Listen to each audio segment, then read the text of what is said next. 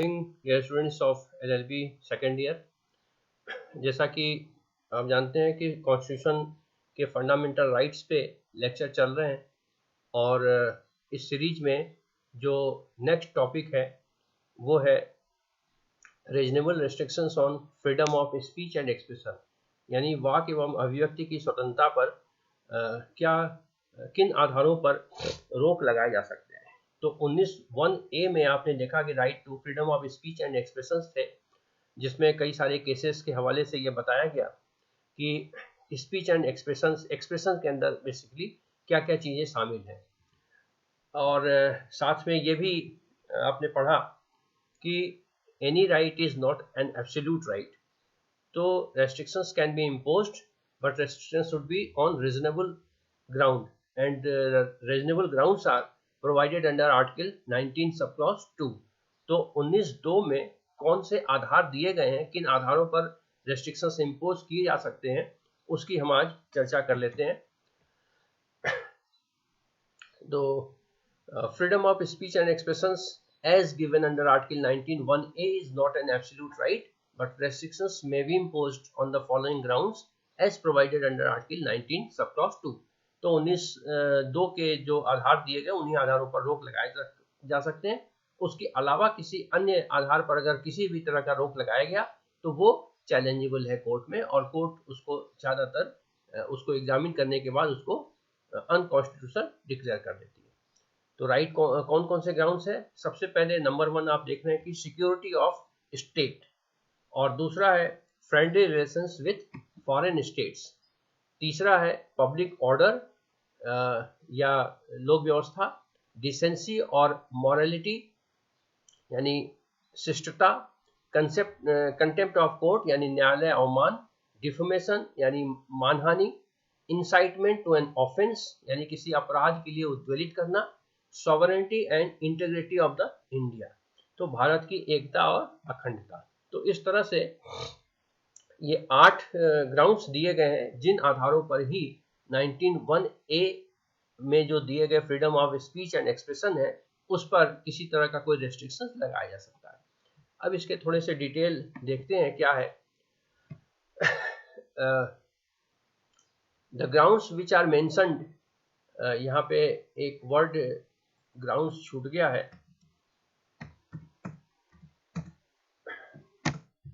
The grounds which are mentioned under Article 19 sub clause 2 are not defined under the Indian Constitution, but Supreme Court has been elaborated in various cases।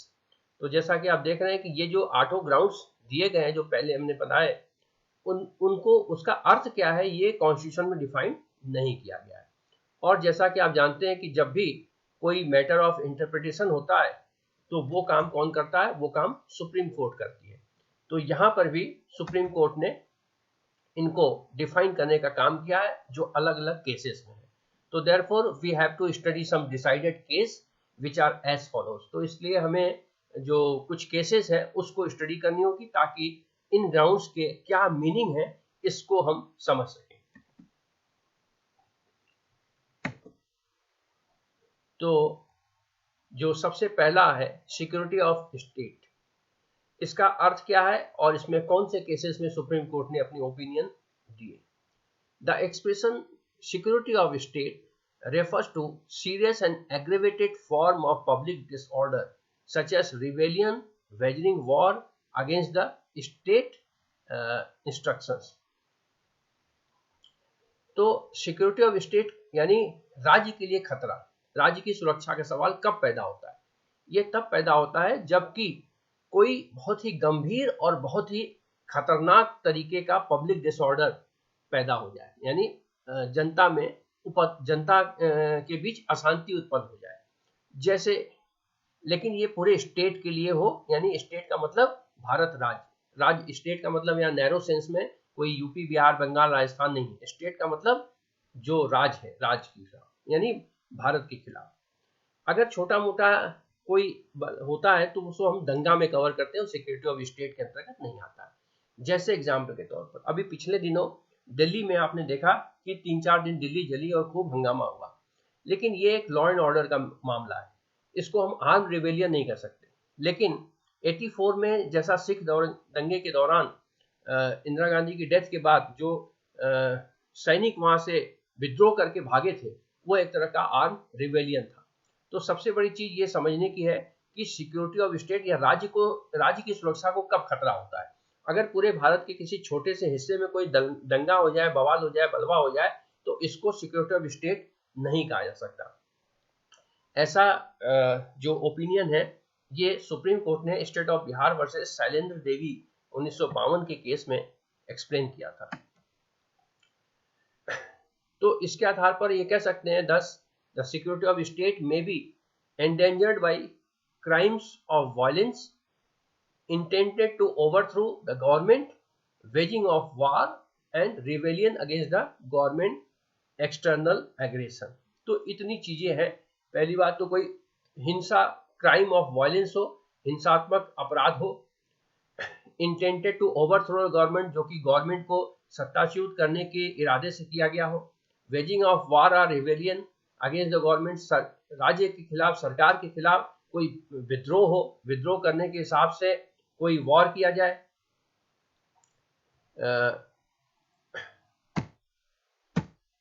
या फिर external aggression यानी बाहर से आक्रमण हो। External aggression का मतलब होता है बाह्य आक्रमण। तो इस तरह की कोई चीजें हो तो हम इसे कहेंगे कि सिक्योरिटी ऑफ स्टेट के लिए ये खतरा है। ये चीजें Santokh Singh versus Delhi administration case 1973 में सुप्रीम कोर्ट ने हाईलाइट किए। तो इस तरह से आप देख सकते हैं कि जो सिक्योरिटी ऑफ स्टेट्स है वो किसी छोटे हिस्से में कोई बलवा दंगा इससे नहीं होता है, बल्कि कोई वॉर हो, आर्म रिवेलियन हो, एक्सटर्नल एग्रेशन हो, जो कि सत्ता से सरकार को बेदखल करके और सत्ता पर काबिज होने का कोई प्रयास हो, तो उसे हम सिक्योरिटी ऑफ स्टेट्स के लिए खतरा कहेंगे। और इस तरह का कोई चीज है तो उस पर रोक लगाई जा सकती है। दूसरा, friendly relations with foreign states. एक डेमोक्रेटिक सेटअप में जैसा कि आप जानते हैं कि फॉरेन स्टेट्स के साथ उसके रिलेशंस बड़े इंपॉर्टेंट होते हैं, और राज्य जो है ये कूटनीतिक नीति के अंतर्गत आता है कि किस राज्य से उसके कैसे बिहेवियर है और किस तरह का करना है। लेकिन अगर किसी स्टेट्स के साथ उसके फ्रेंडली रिलेशन है और पब्लिक के अंतर्गत, पब्लिक में कोई ऐसा स्टेटमेंट दिया जाता है, कोई ऐसी एक्टिविटी की जाती है जिससे कि उसके उस रिलेशन से उस रिलेशन को खराब करता हो, तो ऐसे कंडीशन में 1902 के अंतर्गत उस पर रोक लगाई जा सकती है। जैसे कहने का अर्थ ये है कि रशिया से हमारे बड़े अच्छे संबंध हैं, तो अगर हम कुछ इस तरह का आर्टिकल छापते हैं, इस तरह के कमेंट करते हैं, इस तरह की स्पीच देते हैं जिससे कि भारत और रशिया के बीच के रिलेशनशिप खराब हो जाए, तो ऐसे स्पीच, ऐसे पब्लिकेशन पर रोक लगा सकती है सरकार। इसके डिटेल्स प्रोविजन इस तरह से है, थोड़ा सा आप देख लें कि this ground was added to article 19 sub clause 2 by constitutional first amendment act 1951। ये पहले मूल संविधान में नहीं था और 1951 में इसको जोड़ा गया। क्यों जोड़ा गया? The object behind the provision is to prohibit the understand malicious propaganda levels against a foreign state in the interest of maintaining friendly relation with them।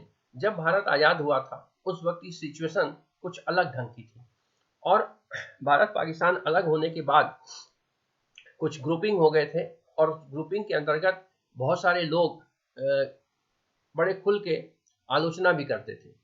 तो इसलिए ये अमेंडमेंट लाया गया ताकि जिन स्टेट्स के साथ भारत के फ्रेंडली रिलेशनशिप हैं या हो सकते हैं, उनके खिलाफ किसी भी तरह का कोई बैड इंप्रेशन न पड़े, कोई सरकार की लाइन से अलग हटके कोई स्टेटमेंट न हो, इसलिए ये चीजें लाई गई थी। The foreign relation act 1932 provide punishment for liable by Indian citizen against foreign dignitaries. अगर एक एक्ट है फॉरेन रिलेशन एक्ट 1932, तो इस एक्ट के अंतर्गत ये भी व्यवस्था है कि अगर कोई राजद्रोह करता है, भारतीय नागरिक के द्वारा अगर कोई राजद्रोह किया जाता है, तो ऐसे कंडीशन में, और किसके अगेंस्ट, अपमान किया जाता है किसका? फॉरेन डिग्नेटरीज का। जो विदेश से प्रतिनिधि आते हैं उनका अगर किसी भारतीय नागरिक के द्वारा उनका अपमान किया जाता है तो फॉरेन रिलेशनशिप एक्ट 1932 के अंतर्गत उसमें दंड का भी प्रावधान है। Such as law falls within the expression and are saved by article 1932। तो अगर कोई अपमान किया जाता है तो अपमान कैसे किया जाएगा, कुछ बोलकर, कुछ लिखकर, कुछ पोस्टर्स दिखाकर या काले झंडे दिखाकर, तो ये सारी की सारी चीजें एक्सप्रेशन के अंतर्गत आती हैं। इसी कारण से 19 सब क्लॉज 2 में ये आधार जोड़ा गया कि अगर आप कोई इस तरह का एक्सप्रेशन देते हैं जिससे कि जो हमारे मैत्री संबंध है विदेशों के साथ उसमें किसी भी तरह की खटास आती है तो ऐसा करने का परमिशन नहीं दिया जाएगा। सच एज लॉ, और ये जो सारा प्रोविजंस है ये सुप्रीम कोर्ट ने किसमें ऑब्जर्व किया, Jagannath versus union of India case 1960 में।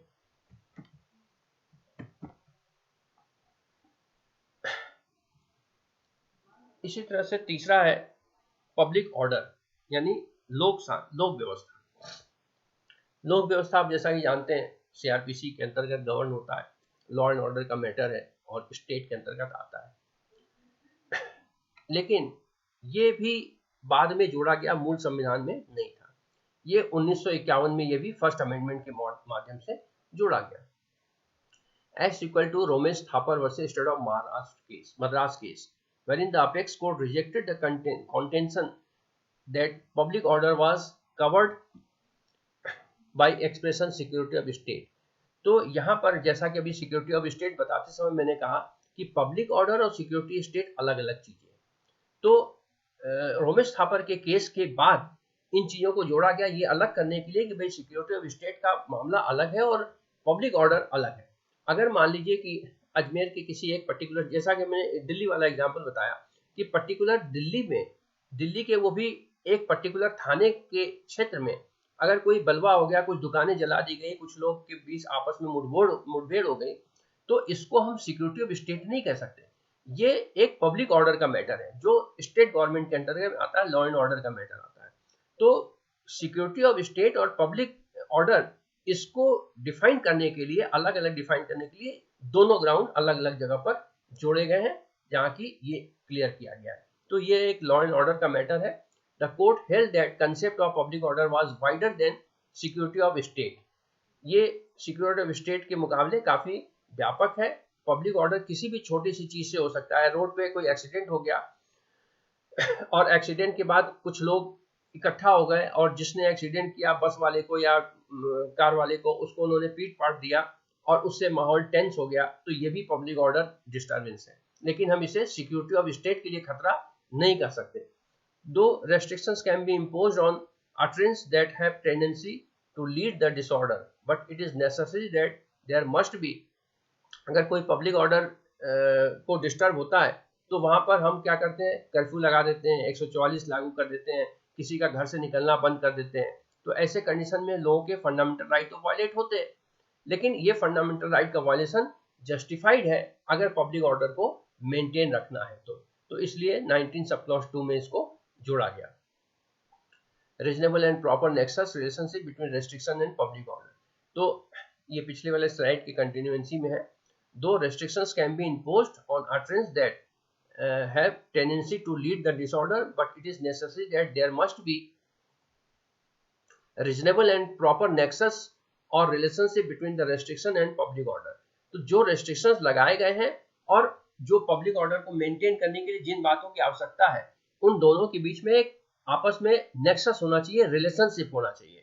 ऐसा नहीं कि किसी को अनावश्यक रूप से आप जो है उसके फंडामेंटल राइट को रोक दें। जैसे मान लीजिए कि किसी रोड पर कुछ लोगों ने धरना दिया, अब धरना देने के कारण वो रोड रुक गया, अब वो रोड ब्लॉक हो गया तो एक तरह का पब्लिक डिसऑर्डर हो गया। पब्लिक डिसऑर्डर होने के कारण उस रोड को दोनों तरफ से ब्लॉक कर दिया गया कि भाई वहां से सवारी न गुजरे और ताकि उस जहां पर लोग धरना दिए हुए हैं वहां किसी तरह का कोई वायलेंस न क्रिएट हो जाए। अब जिन लोगों को आपने सड़क से जाने से रोका उसके एक तरह के फंडामेंटल राइट का वायलेशन हो रहा है, लेकिन ये वायलेशन और पब्लिक ऑर्डर को मेंटेन करने के बीच में एक नेक्सस है। लेकिन अगर धरना दिया है और उस बेसिस पर आपने पूरे क्षेत्र में कर्फ्यू लगा दिया तो ये नेक्सस जस्टिफिएबल नहीं कहा जा सकता। तो इस तरह की अलग अलग सिचुएशंस हो सकते हैं और उस सिचुएशन में कोर्ट क्या फैसला देगी ये बड़ा इंपॉर्टेंट है। एक केस है in superintendent central prison versus Ram Manohar Lohia. The supreme court struck down section 3 of UP special power act 1932. तो इस एक्ट के सेक्शन 3 को सुप्रीम कोर्ट ने स्ट्रक डाउन कर दिया, यानी एक तरह से अनकॉन्स्टिट्यूशनल डिक्लेयर कर दिया. which punished a person even if he incited a single person not to pay defer the payment of government dues. इसमें एक व्यक्ति ने केवल एक आदमी को गवर्नमेंट के जो बकाया ड्यूज है उसको देने से रोकने का प्रयास किया. इस आधार पर उसके ऊपर पब्लिक डिसऑर्डर का केस चला इस एक्ट के अंतर्गत. तो यहाँ पर सेक्शन 3 में सुप्रीम कोर्ट ने इसे अनकॉन्स्टिट्यूशनल डिक्लेयर कर दिया क्योंकि इसमें प्रॉक्सिमिटी नहीं थी. There being no proximity nexus between incitement and public order, यानी किसी एक व्यक्ति को अगर आप इंसाइट करते हैं तो उससे पब्लिक ऑर्डर डिस्टर्ब नहीं होता है. तो इसलिए ये प्रॉपर नेक्सस कोर्ट ने इसमें नहीं माना. और इस एक्ट के 1932 के एक्ट के सेक्शन 3 के अंतर्गत जो उसका कन्विक्शन किया गया था, चार्जेस लगाए गए थे, उसको अवैध घोषित किया. इसी तरह से डिसेंसी एंड मॉरलिटी, इसको मॉरलिटी नैतिकता और डिसेंसी यानी शिष्टता. तो क्या चीजें शिष्ट है और क्या चीजें इमोरल है, हालांकि ये बड़ा वेग वर्ड है और बहुत सारे जजमेंट्स पर है, ये टाइम टू टाइम चेंज भी होता है. लेकिन डिसेंसी और मॉरलिटी के आधार पर सरकार चाहे तो 19(1)(a) के एक्सप्रेशन पर, फ्रीडम ऑफ एक्सप्रेशन पर रोक लगा सकती है. अब डिसेंसी और मॉरलिटी क्या है, इसके बारे में कोर्ट के अपने ऑब्जर्वेशंस है. The word decency has come to determine in case of Ranjit versus Udesia, Ranjit D Udesia versus state of Maharashtra. इस केस में कोर्ट के सामने ये मैटर आया कि डिसेंसी क्या है, इसको डिफाइन करे. तो सुप्रीम कोर्ट ने, और मैटर क्या था इसमें, in this case a book seller in Bombay was prosecuted under section 292 IPC for selling and keeping the, एक बुक आती है लेडी चैटरलीज लवर. तो ये लेडी चैटरलीज लवर ये एडल्ट बुक मानी जाती है और इसको रखने और इसको बेचने के आरोप में आईपीसी के 392 में बुक सेलर को पुलिस ने अरेस्ट किया. The question as to when some utterance or publication was indecent or obscene. अब क्वेश्चन ये था कि क्या इस तरह की किताबों का दिखाया जाना या पब्लिकेशन किया जाना, प्रदर्शन करना या इसका प्रकाशन करना क्या इंडिसेंट और ऑब्ससीन है या नहीं. तो सुप्रीम कोर्ट ने इसने क्या किया, एक फॉरेन का केस था, English case R versus Hicklin, इसके आधार पर उन्होंने एक जजमेंट दिया. Supreme court applied the test laid down in English case R versus Hicklin and upheld the conviction. तो जो ये किया गया था, अरेस्ट किया गया था, उसको उसने एक तरह से वैलिड डिक्लेयर किया. टेस्ट क्या था, the test laid down in Hicklin case is whether the tendency of the matter charged as obscene is to deprave and corrupt those whose minds are open to such immoral influence and into whose hands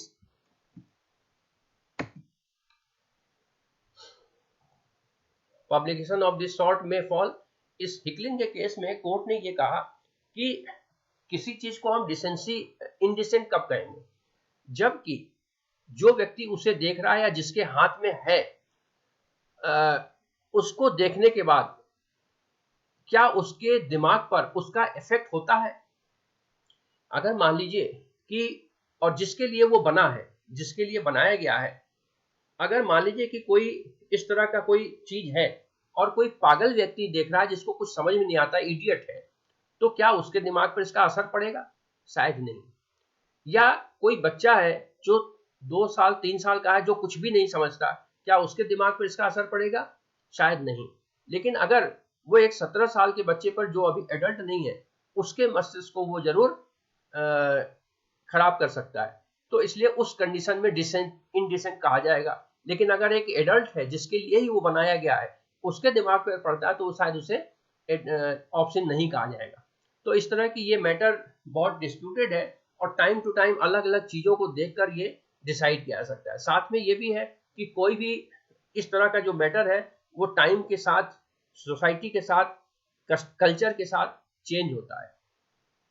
Thus, a matter would be obscene if it tends to produce lascivious thoughts and arouse lustful desire in the mind of substantial number of that person, that public, into whom hands the matter is likely to fall.